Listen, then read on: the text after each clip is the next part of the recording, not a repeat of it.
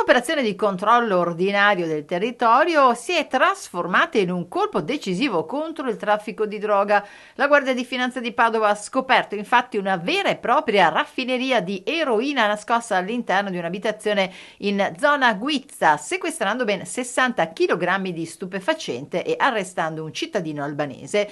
Tutto è iniziato durante un servizio di routine dei finanzieri che hanno fermato un uomo per un controllo. Già dai primi momenti i documenti forniti dal soggetto sono apparsi sospetti e la sua agitazione ha insospettito ulteriormente gli agenti. Le risposte vaghe e l'atteggiamento nervoso hanno spinto i militari ad approfondire le verifiche. La perquisizione dell'abitazione dell'uomo, situata a breve distanza dal luogo del fermo, ha svelato una scena preoccupante: due grandi sacchi contenenti eroina purissima per un totale, come si diceva, di 60 kg, oltre a materiali per il taglio e confezionamento della droga e a 25.000 euro in contanti. Un apparato completo dunque per la trasformazione e la distribuzione dello stupefacente. Grazie a successivi accertamenti è stato possibile identificare con certezza il soggetto, un cittadino albanese. L'uomo è stato condotto nella casa circondariale di Padova a disposizione dell'autorità giudiziaria.